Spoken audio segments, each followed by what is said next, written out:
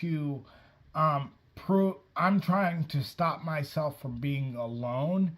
So instead of being okay with being alone, because the word says those who give up their lives will get it back, instead of being okay with being alone, I want to make it happen so I'm not alone, and then I end up alone anyway. That's a big one, Aaron. Yeah, that's a big one. A lot of people struggle with that. We've talked to a lot of people where like the loneliness,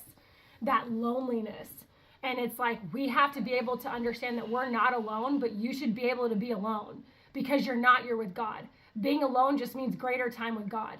We have to get out of that. That's really good that you brought that up, because that's really the key. Is I don't want to face what God's trying to show me, so I'm gonna go try to find someone that, and it's attracting a soul. It's a soul wound connection, right? As a lot of you see your prodigals, soul wound connections.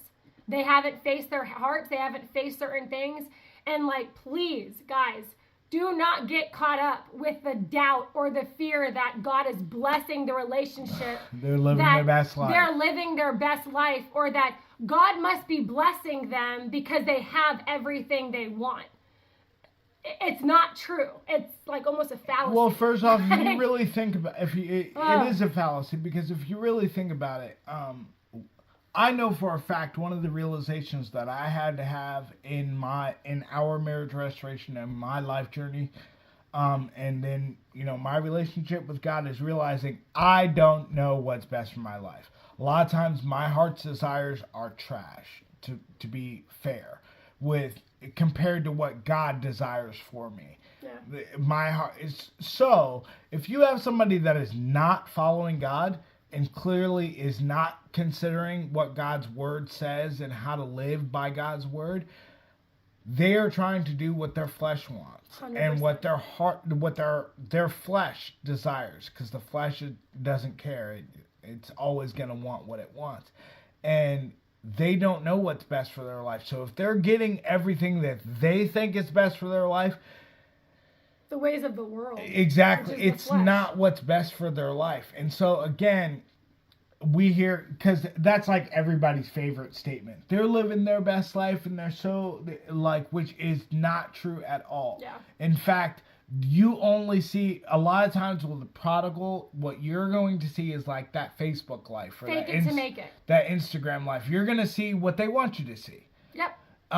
What you don't see is the real ugliness and nastiness that's going on behind the scenes when the cameras are off. They don't want you to see those things, and so you don't see them. So what you see is you think that they're living their best life, and that's not the case at all. So that's more fig tree stuff. Yeah, and I mean, perfect example. I was in the other marriage with the other person, and like off cameras, fighting constantly.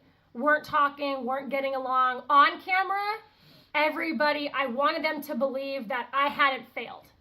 I was enough. I was still good enough. And it was all based on the soul wound. It was still a soul wound connection. And so, exactly like you said, it's not what you think, you guys. It's that I'm so tired of people feeling bad for me. I'm so tired of people pitying me for being the single mom, for being the lonely woman, for being the widow. I'm so sick of that story that I want to change the story. Soon as you say that, the enemy knows. And he's going to bring somebody around that gets you to think God is changing the story. And God doesn't, his word doesn't come back void. God